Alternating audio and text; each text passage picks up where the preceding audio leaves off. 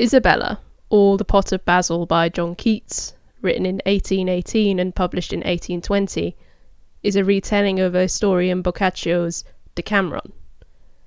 It is a narrative poem inspired by the passionate, fantastical romances of knights and fair princesses from the medieval era.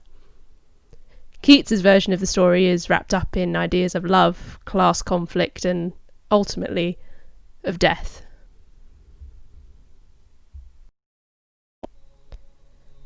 Fair Isabel, poor simple Isabel. Lorenzo a young palmer in love's eye, they could not in the self-same mansion dwell without some stir of heart, some malady. They could not sit at meals but feel how well it soothed each to be the other by. They could not, sure, beneath the same room sleep, but to each other dream, and nightly weep. With every morn their love grew tenderer, with every eve deeper and tenderer still. He might not in house, field, or garden stir, but her full shape would all his seeing fill, and his continual voice was pleasanter to her. The noise of trees or hidden rill her lute string gave an echo of his name. She spoilt her half-done broidery with the same. He knew whose gentle hand was at the latch, before the door had given her to his eyes, and from her chamber window he would catch her beauty farther than the falcon spies, and constant as her vespers would he watch, because her face was turned to the same skies, and with sick longing all the night outwear to hear her morning step upon the stair. A whole long month of May in this sad plight made their cheeks paler by the break of June. Tomorrow will I bow to my delight, tomorrow will I ask my lady's boon. Oh, may I never see another night, Lorenzo, if thy lips breathe not love's tune. So spake they to their pillows, but, alas, honeyless days and days did he let pass. Until sweet Isabella's untouched cheek fell sick within the rose's just domain, fell thin as a young mother's who doth seek by every lull to cool her infant's pain. How ill she is, said he, I may not speak, and yet I will, and tell my love all plain. If looks speak love laws, I will drink her tears, and at the least will startle off her cares. So said he one fair morning, and all day his heart beat awfully against his side, and to his heart he inwardly did pray for power to speak, but still the ruddy tide stifled his voice, and pulsed resolve away, fevered his high conceit of such a bride, yet brought him to the meekness of a child, alas, when passion is both meek and wild. So once more he had waked and anguished, a dreary night of love and misery. If Isabel's quick eye had not been wed to every symbol on his forehead, she saw it waxing very pale and dead, and straight all flushed, so lisped tenderly, Lorenzo. Here she ceased her timid quest, but in her tone and look he read the rest. Oh, Isabella, I can half perceive that I may speak my grief into thine ear. If thou didst ever anything believe how I love thee. Believe how near my soul is to its doom. I would not grieve thy hand by unwelcome pressing, would not fear thine eyes by gazing. But I cannot live another night, and not my passion shriv. Love, thou art leading me from wintry cold. Lady, thou leadest me to summer clime. And I must taste the blossoms that unfold in its ripe warmth this gracious morning time. So said his erewhile timid lips grew bold, and poesied with hers in dewy rhyme. Great bliss was with them, and great happiness grew like a lusty flower in June's caress. Parting they seemed to tread upon the air, twin roses by the zephyr blown apart, only to meet again more close and share the inward fragrance of each other's heart. She to her chamber gone, a ditty fair, sang of delicious love and the honeyed dart. He with light steps went up a western hill, and bade the sun farewell, and joyed his fill. All close they met again before the dusk had taken from the stars its pleasant veil. All close they met all eves before the dusk had taken from the stars its pleasant veil. Close in a bower of hyacinth and musk, unknown to any, free from whispering tale.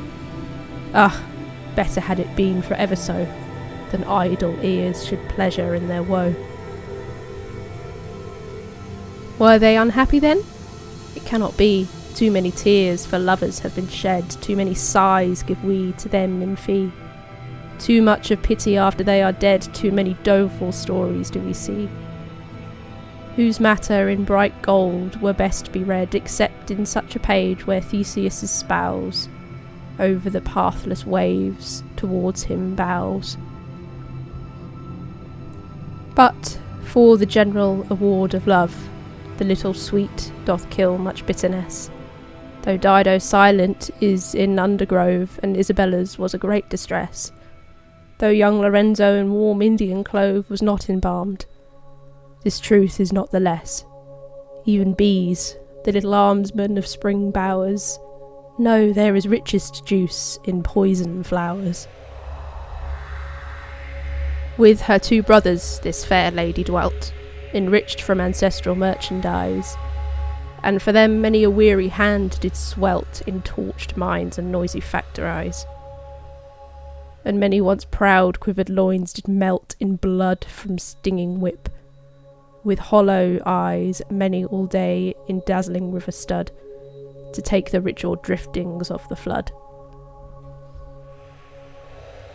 For them the Ceylon diver held his breath, went all naked to the hungry shark. For them his ears gushed blood. For them in death the seal on the cold ice with piteous bark lay full of darts. For them alone did see the 1,000 men in troubles wide and dark. Half ignorant they turned an easy wheel that set sharp racks at work to pinch and peel. Why were they proud? Because their marble founts gushed with more pride than do a wretch's tears. Why were they proud? Because fair orange mounts were of more soft descent than lazar stairs. Why were they proud? Because red-lined accounts were richer than the songs of Grecian years. Why were they proud? Again we ask aloud, why in the name of glory were they proud? Yet were these Florentines as self-retired in hungry pride and gainful cowardice, as 2 close Hebrews in that land inspired, paled in and vineyarded from beggar spies. The hawks of ship-mast forests, the untired and pannied mules for ducats and old lies. Quick cat's paws on the generous stray away, great wits in Spanish, Tuscan and Malay. How was it these same ledger men could spy fair Isabella in her downy nest? How could they find out in Lorenzo's eye a straying from his toil? What Egypt's pest into their vision covetous and sly? How could these moneybags see east and west? Yet so they did, and every dealer fair must see behind as doth the hunted hare. O eloquent and famed Boccaccio, of thee we now should ask forgiving boon, and of thy spicy myrtles as they blow, and of thy roses amorous of the moon, and of thy lilies that do paler grow. Now they can no more hear thy Gittin's tune, for venturing syllables that ill beseem the quiet glooms of such a piteous theme. Grant thou a pardon here, and then the tale shall move on soberly, as it is meet. There is no other crime, no mad assail, to make old prose in modern rhyme more sweet. But it is done, succeed the verse or fail, to honour thee, and thy gone spirit greet. To stead thee as a verse in English tongue, an echo of thee in the north wind sung. These brethren having found by many signs what love Lorenzo for their sister had, and how she loved him too, each unconfines his bitter thoughts to other, well nigh mad that he, the servant of their trade designs, should in their sister's love be blithe and glad. When 'twas their plan to coax her by degrees to some high noble and his olive trees. And many a jealous conference had they, and many times they bit their lips alone, before they fixed upon a surest way to make the youngster for his crime atone. And at the last these men of cruel clay cut mercy with a sharp knife to the bone, for they resolved in some forest dim to kill Lorenzo, and there bury him. So, on a pleasant morning, as he leant into the sunrise o'er the balustrade of the garden terrace, towards him they bent their footing through the dews, and to him said, "You seem there in the quiet of content, Lorenzo, and we are most loath to invade calm speculation. But if you are wise, bestride your steed while cold is in the skies. Today we purpose, aye, this hour we mount, to spur 3 leagues towards the Apennine. Come down, we pray thee, ere the hot sun count his dewy rosary on the eglantine." Lorenzo, courteously as he was wont, bowed a fair greeting to the serpent's wine, and went in haste to get in readiness, with belt and spur embracing huntsman's dress. And as he to the courtyard passed along, each 3rd step did he pause and listened oft, if he could hear his lady's matin song, or the light whisper of her footstep soft. And as he thus over his passion hung, he heard a laugh full musical aloft, when looking up he saw her features bright smile through an indoor lattice, all delight. "Love, Isabel," said he, "I was in pain lest I should miss to bid thee a good morrow. Ah, what if I should lose thee, when so fain I am to stifle all the heavy sorrow of a poor 3 hours' absence. But we'll gain out of the amorous dark what day doth borrow. Goodbye, I'll soon be back." "Goodbye," said she, and as he went she chanted merrily. So the 2 brothers and their murdered man rode past fair Florence to where Arno's stream gurgles through straitened banks, and still doth fan itself with dancing bulrush, and the bream keeps head against the freshets. Sick and wan the brothers' faces in the ford did seem, Lorenzo's flushed with love. They passed the water into the forest quiet for the slaughter. There was Lorenzo slain and buried in. There in that forest did his great love cease. Ah, when a soul doth thus its freedom win, it aches in loneliness, is ill at peace, as the brake covert bloodhounds of such sin. They dipped their swords in the water and did tease their horses homeward, with convulsed spur, each richer by his being a murderer. They told their sister how, with sudden speed, Lorenzo had taken ship for foreign lands, because of some great urgency and need in their affairs requiring trusty hands. Poor girl, put on thy stifling widow's weed, and scape at once from hope's accursed bands. Today thou wilt not see him, nor tomorrow, and the next day will be a day of sorrow. She weeps alone for pleasures not to be. Sorely she wept until the night came on, and then, instead of love, oh, misery. She brooded o'er the luxury alone. His image in the dusk she seemed to see, and to the silence made a gentle moan, spreading her perfect arms upon the air, and on her couch low murmuring, "Where, oh where?"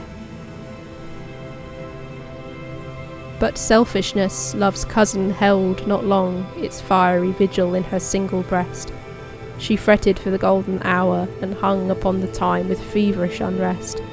Not long, for soon into her heart a throng of higher occupants, a richer zest came tragic, passion not to be subdued, and sorrow for her love in travels rude. In the mid-days of autumn, on their eaves, the breath of winter comes from far away, and the sick west continually bereaves of some gold tinge and plays a roundlay of death among the bushes and the leaves, to make all bare before he dares to stray from his north cavern. So sweet Isabel by gradual decay from beauty fell. Because Lorenzo came not. Oftentimes she asked her brothers with an eye all pale, striving to be itself, what dungeon climes could keep him off for so long. They spake a tale time after time to quiet her. Their crimes came on them like a smoke from Hinnom's Vale, and every night in dreams they groaned aloud to see their sister in her snowy shroud. And she had died in drowsy ignorance, but for a thing more deadly dark than all, it came like a fierce potion drunk by chance, which saves a sick man from the feathered pall for some few gasping moments, like a lance waking an Indian from his cloudy hall with cruel pierce and bringing him again sense of the gnawing fire at heart and brain. It was a vision. In the drowsy gloom, the dull of midnight, at her couch's foot Lorenzo stood and wept. The forest tomb had marred his glossy hair, which once could shoot lustre into the sun, and put cold doom upon his lips, and taken the soft lute from his lorn voice, and past his loamed ears had made a miry channel for his tears. Strange sound it was, when the pale shadow spake, for there was striving in its piteous tongue, to speak as when on earth it was awake, and Isabella on its music hung. Languor there was in it, and tremulous shake, as in a palsied druid's harp unstrung, and through it moaned a ghostly undersong, like hoarse night gusts in sepulchral briars among. Its eyes, though wild, were still all dewy bright with love, and kept all phantom fear aloof from the poor girl by magic of their light.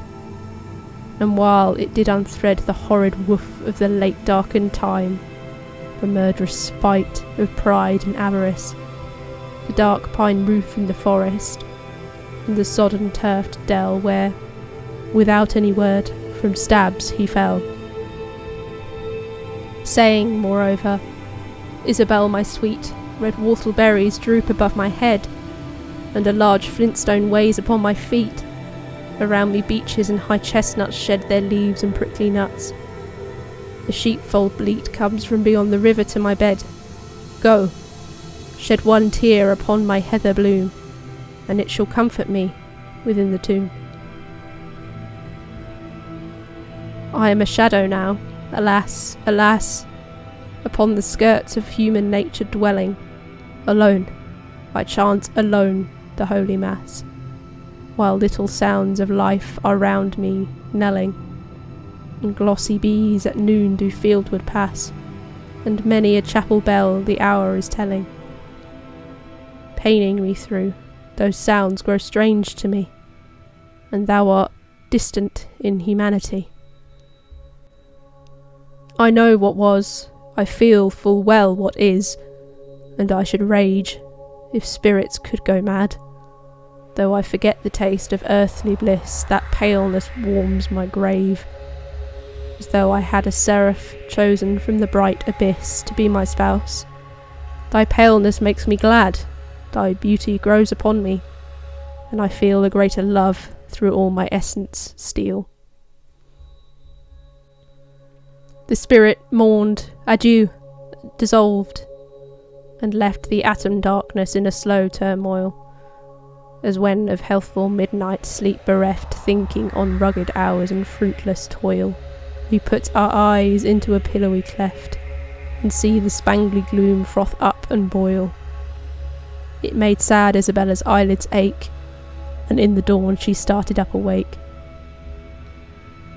"Ha ha," said she, "I knew not this hard life. I thought the worst was simple misery. I thought some fate with pleasure or with strife portioned us. Happy days, or else to die. But there is a crime.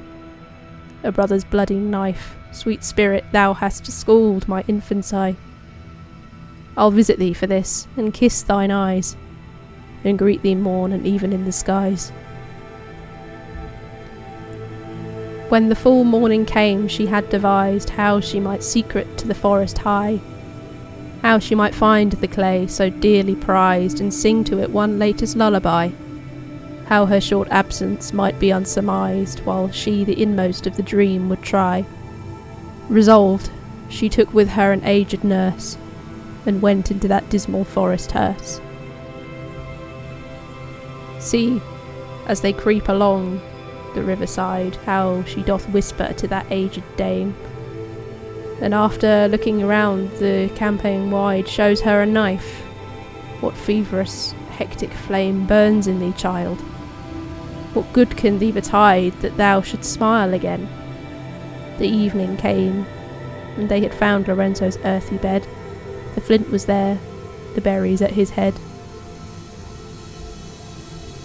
Who hath not loitered in a green churchyard, and let his spirit like a demon mole work through the clayey soil and gravel hard, to see skull, coffin bones, and funeral stole, pitying each form that hungry death hath marred, and filling it once more with human soul? Ah, this is holiday to what was felt when Isabella by Lorenzo knelt.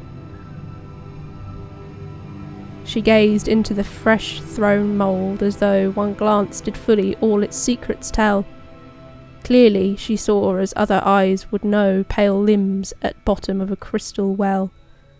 Upon the murderous spot she seemed to grow, like to a native lily of the dell. Then with her knife all sudden she began to dig more fervently than misers can. Soon she turned up a soiled glove, whereon her silk had played in purple fantasies. She kissed it with a lip more chill than stone, and put it on her bosom, where it dries and freezes utterly unto the bone.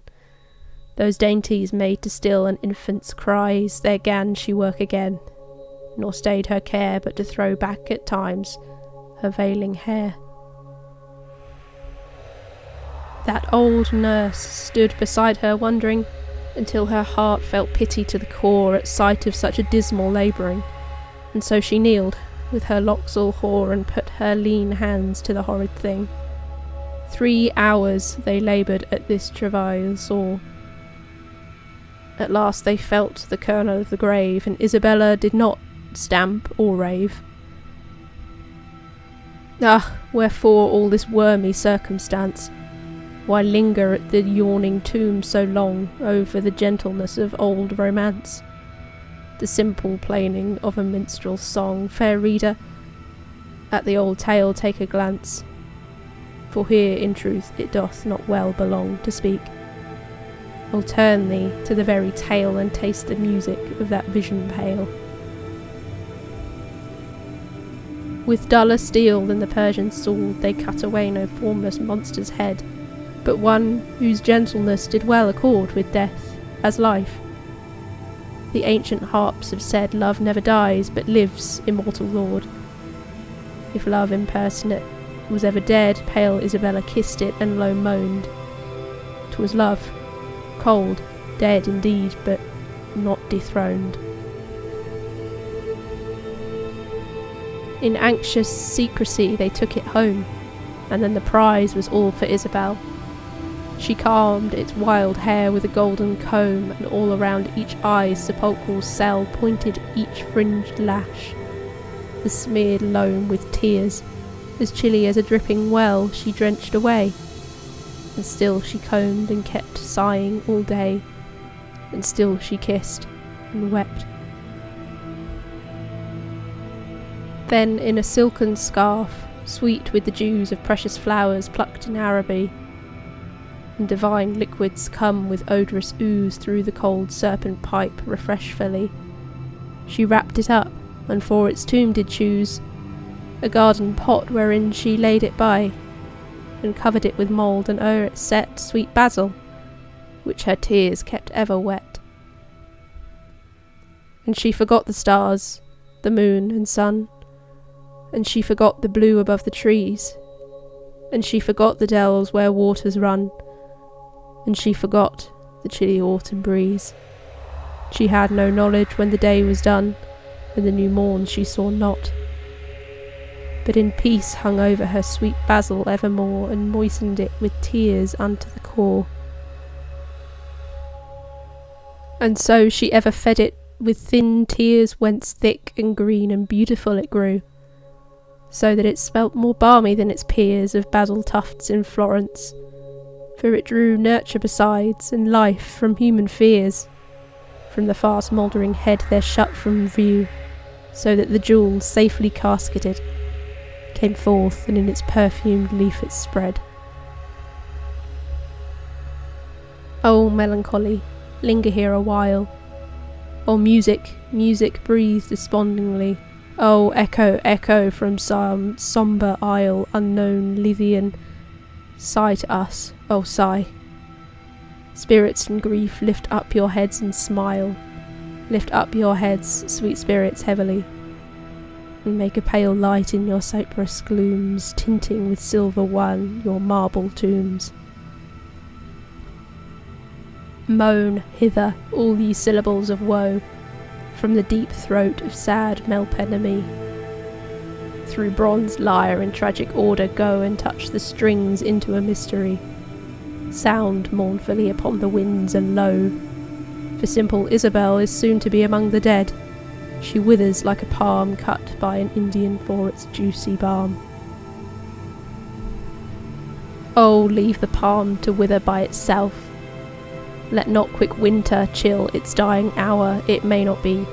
Those bower-lights of pelf, her brethren noted the continual shower from her dead eyes, and many a curious elf among her kindred wondered that such dower of youth and beauty should be thrown aside by one marked out to be a noble's bride.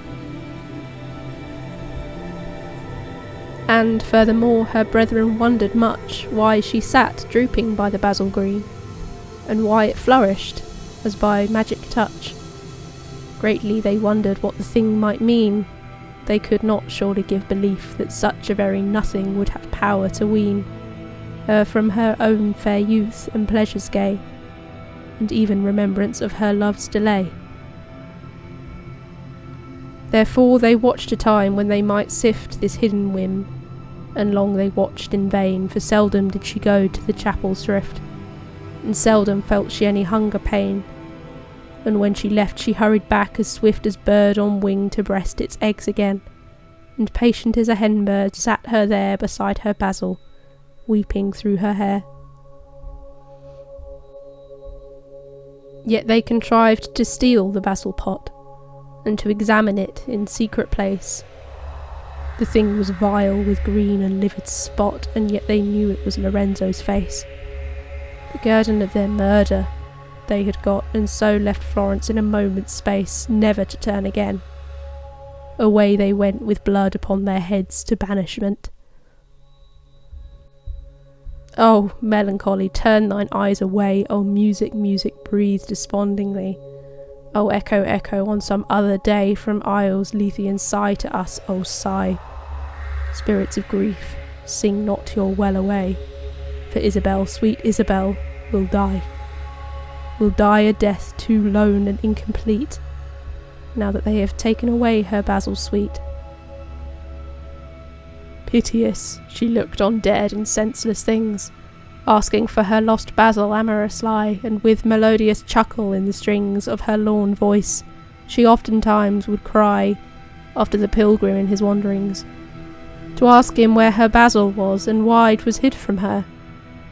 For cruel 'tis, said she, to steal my basil pot away from me. And so she pined, and so she died, forlorn, imploring for her basil to the last. No heart was there in Florence but did mourn in pity of her love so overcast, and a sad ditty of this story borne from mouth to mouth through all the country past. Still the Bethan sung, O cruelty, to steal my basil pot away from me.